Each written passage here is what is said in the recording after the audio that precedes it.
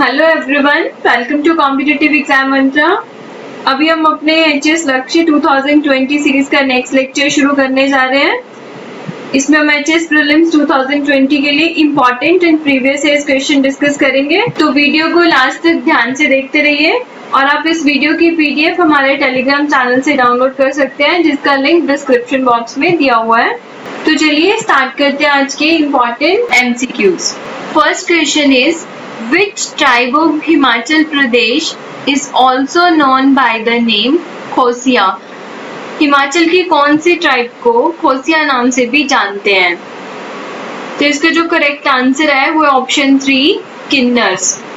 किन्नर tribe जो किन्नौर में पाई जाती है, इसकी दो सब डिविजन्स हैं, एक है खोसिया और एक है बेरू। खोसिया में अपर कास्ट पीपल को इंक्लूड किया जाता है, राजपूत भी इसमें इंक्लूडेड होते हैं, और बेरू में Harijans and other lower caste people included है। तो खोसिया ट्राइब को क्या कहते हैं और किन्नर ट्राइब भी कहते हैं। चलिए नेक्स्ट क्वेश्चन देखते हैं। Which ruler of Kangra formed a union of all the hill rulers and fought against Akbar in 1588-89? आपको बताना है कांगड़ा का कौन से रूलर ने हिल रूलर्स के साथ मिलके एक यूनियन तैयार की थी अकबर के अगेंस्ट लड़ने के लिए। तो इसका जो आंसर है वो है ऑप्शन 3 राजा बिधिचंद। कांगड़ा के राजा बिधिचंद ने जम्मू एंड कांगड़ा के बीच जितने भी चीफ्स थे उनकी कन्फेडरेशन ऑर्गेनाइज की थी अगेंस्ट द अकबर। चलिए नेक्स्ट क्वेश्चन देखते हैं। Which city of Himachal Pradesh is known as mushroom city of India? HP की कौन सी सिटी को मशरूम सिटी ऑफ इंडिया कहा जाता है? तो इसका जो करेक्ट आंसर है वो है ऑप्शन 3 सोलन।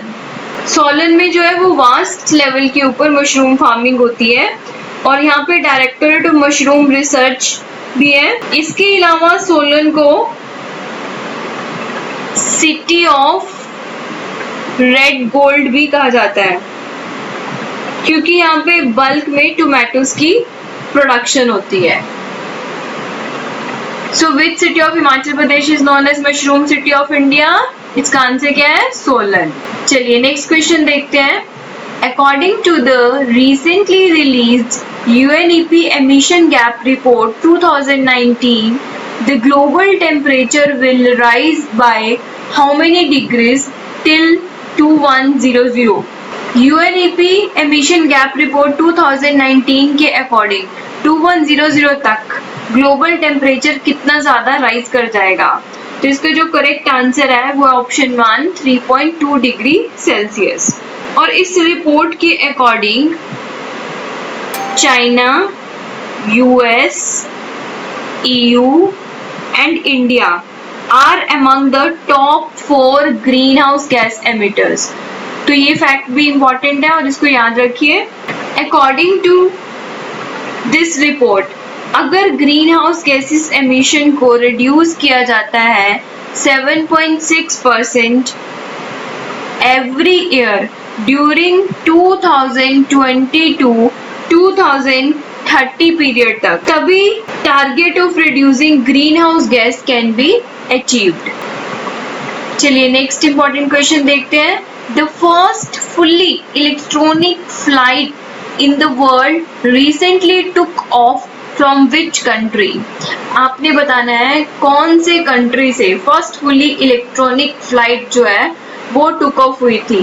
तो इसका जो करेक्ट आंसर है वो है ऑप्शन 3 कनाडा। इलेक्ट्रॉनिक फ्लाइट का चलना एविएशन सेक्टर में थर्ड एरा का स्टार्ट होना माना जा रहा है, means electric age. It is the clean and efficient way to power airplanes. तो जो ग्रीन हाउस गैस एमिशन है वो भी इससे कम होगा। चलिए नेक्स्ट क्वेश्चन देखते हैं। Atal innovation mission is set up under the Atal innovation mission बहुत इंपॉर्टेंट है। इसे किसके अंडर सेटअप किया गया है? आंसर इज नीति आयोग के अंदर। Atal innovation mission is basically to promote innovation and entrepreneurship. चलिए नेक्स्ट क्वेश्चन देखते हैं। Which of the following writs is not specifically provided in the constitution of India. आपने बताना है जो नीचे रिट्स दी गई है उनमें से कौन से हमारे कॉन्स्टिट्यूशन में नहीं है। First is mandamus, second is prohibition, third is injunction, fourth is quo warranto. तो mandamus, prohibition and quo warranto ये तीनों है, लेकिन इंजंक्शन हमारे कॉन्स्टिट्यूशन में नहीं है, सो आंसर इज इंजंक्शन। चलिए इन रिट्स को थोड़ा सा एक्सप्लेन कर लेते हैं। मैंडेमस का मीनिंग होता है we command. Sometimes question directly पूछ लेते हैं मैंडेमस और नीचे ऑप्शन दे दी जाएंगी कि इसका मीनिंग क्या है, तो उसमें एक ऑप्शन ये भी होगी वी कमांड, तो आपको इसको टिक करना होगा। तो मैंडेमस का क्या मीनिंग होता है, वी कमांड मीन्स हमारा आदेश है।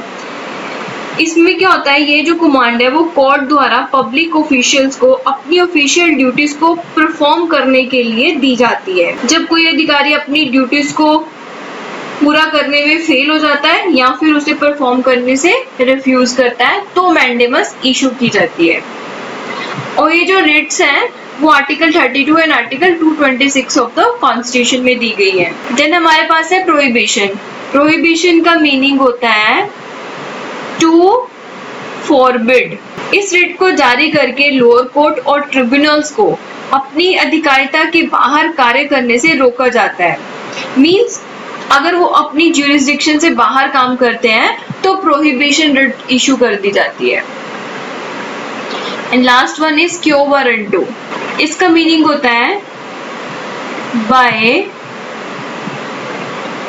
व्हाट अथॉरिटी और वारंट, मीन्स किस अथॉरिटी से या किस अधिकार से। तो ये रिट उस व्यक्ति के अगेंस्ट जारी की जाती है जो किसी ऐसे पब्लिक पोस्ट को धारण करता है जिसे उसे करने का अधिकार प्राप्त नहीं होता है, और जो कोर्ट है वो पर्सन की क्लेम की लीगैलिटी की इंक्वायरी भी कर सकती है। तो ये सारी रिट्स इंपॉर्टेंट है, इसको अलग अलग से भी एग्जाम में पूछा जा सकता है, तो आप इसको अच्छे से प्रिपेयर कर लीजिए। चलिए नेक्स्ट क्वेश्चन देखते हैं। Which of the following constitutional amendment act provided for the appointment of the same person as governor for 2 or more states। आपने बताना है कौन सी कॉन्स्टिट्यूशनल अमेंडमेंट एक्ट के थ्रू एक ही पर्सन को 2 या 2 से अधिक स्टेट्स का गवर्नर बनाया जा सकता है। तो इसका जो आंसर है वो है ऑप्शन 2, 7th अमेंडमेंट जो की हुई थी 1956 में।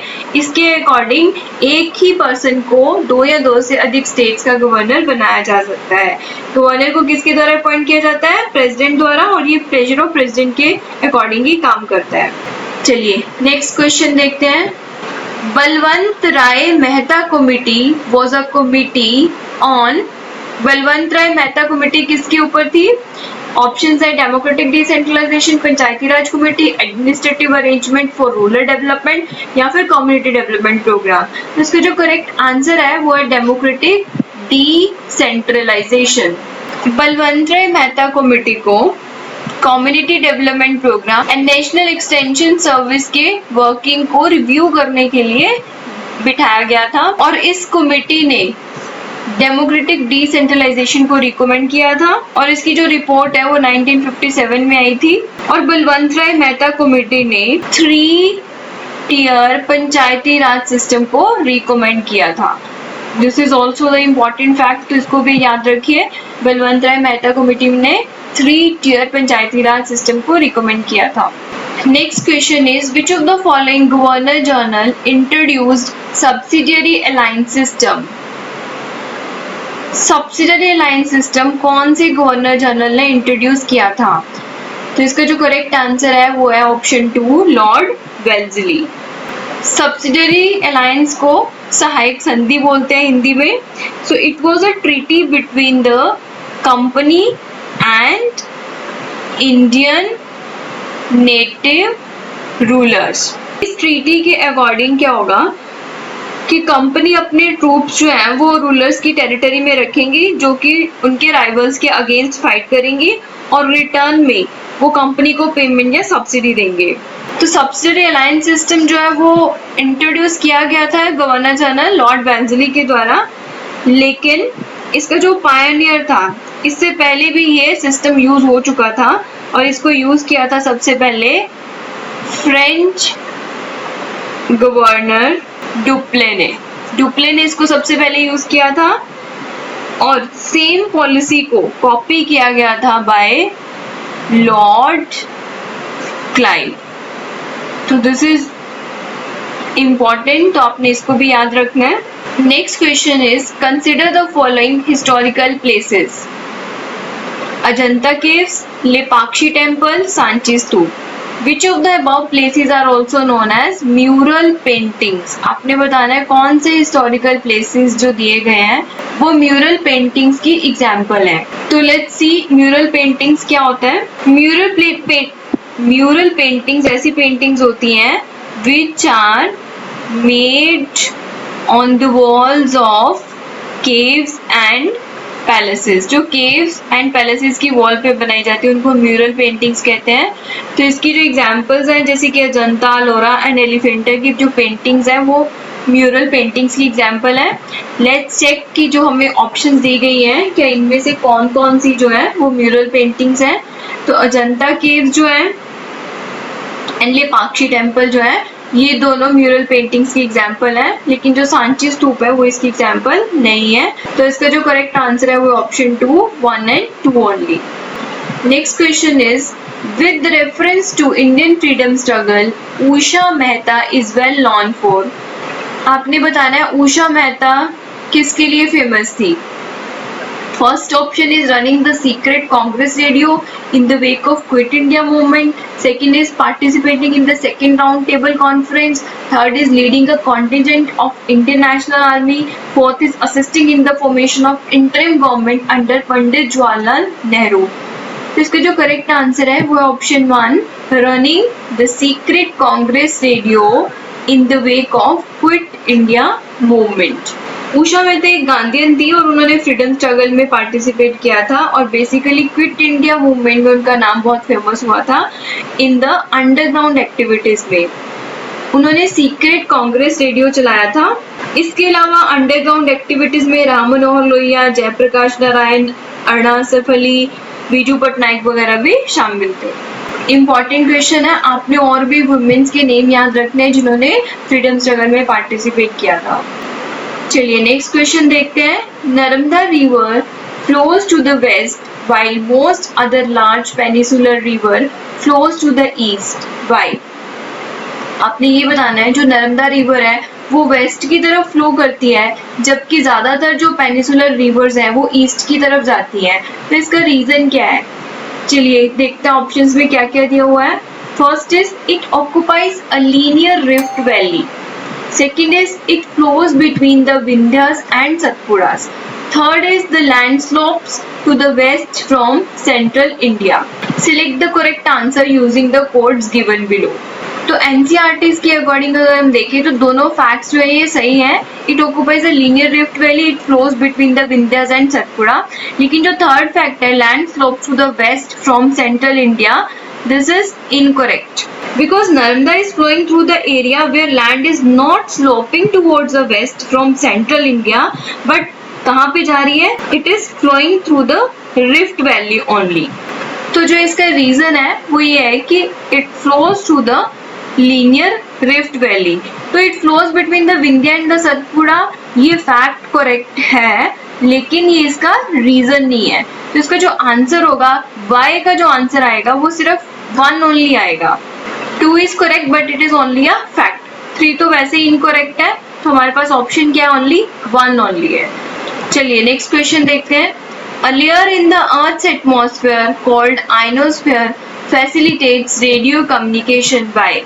आपने बताना है अर्थ एटमॉस्फेयर की जो आइनोस्फेयर लेयर है वो रेडियो कम्युनिकेशन को फैसिलिटेट करती है। तो इसका रीजन क्या है?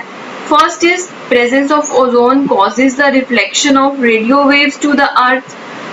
Second is radio waves have a very long wavelength. तो ये दोनों ही फैक्ट्स इनकरेक्ट हैं। Presence of ozone cause the reflection of radio waves to earth, no ऐसा नहीं होता है। Radio waves have a very long wavelength, ये भी इनकरेक्ट है। तो इसका जो आंसर आएगा वो है नीदर 1 नॉर 2। ऑप्शन 4 इसका आंसर रहेगा। चलिए नेक्स्ट क्वेश्चन देखते हैं। In which one among the following categories of protected areas in India are local people not allowed to collect and use the biomass? आपने बताना है जो हमें प्रोटेक्टेड एरियाज नीचे दिए गए हैं जैसे कि biosphere reserve, national parks, wetlands declared under Ramsar convention and wild life sanctuary, इनमें से कौन से प्रोटेक्टेड एरिया में से लोकल पीपल जो है वो बायोमास को कलेक्ट एंड यूज नहीं कर सकते? तो इसका जो आंसर है वो option 2 national parks. National parks जो होते हैं यहाँ पे जो ह्यूमन एक्टिविटीज होती है वो टोटली प्रोहिबिटेड होती हैं।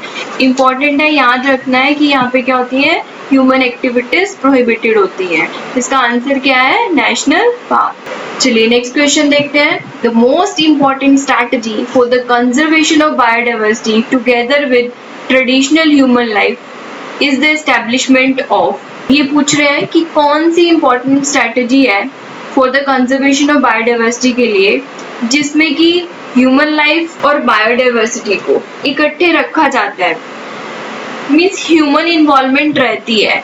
अगर हम देखें अभी हमने डिस्कस किया था कि नेशनल पार्क में रिस्ट्रिक्ट होती है ह्यूमन इंटरफेरेंस, तो ये तो नहीं हो सकता। बोटेनिकल गार्डन्स में भी नहीं होती है human interference, wild life sanctuary में पार्शियली होती है, लेकिन biosphere reserve is the best option क्योंकि यहाँ पे बायोस्फीयर रिजर्व में human being and nature can coexist. जो बायोस्फीयर की जो ट्रेडिशनल जोन होती है वो is the area of an active cooperation between the management and the local people, जहाँ पे वो रिक्रिएशन, क्रॉपिंग एटसेट्रा एक्टिविटीज कर सकते हैं। तो इस क्वेश्चन का आंसर क्या है, option 1 biosphere reserves. Next question is the lowering of bank rate by the RBI of India leads to। अगर RBI बैंक रेट कम कर देता है तो उससे क्या होगा? बैंक रेट के बारे में हम पहले भी अपने लेक्चर्स में डिस्कस कर चुके हैं, तो देखते हैं क्वेश्चन में क्या पूछा हुआ है।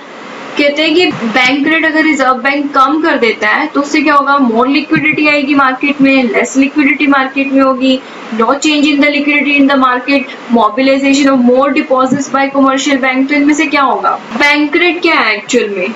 It is the rate at which RBI lends money to its clients at some interest rate, means जो बैंक से आगे उनको RBI मनी देता है कुछ इंटरेस्ट रेट के ऊपर। अब RBI ने ये जो मनी दे रहा था उसका जो इंटरेस्ट रेट है अगर वो कम कर दे तो नीचे जो बैंक्स हैं उनके पास लिक्विडिटी क्या हो जाएगी, ज्यादा हो जाएगी।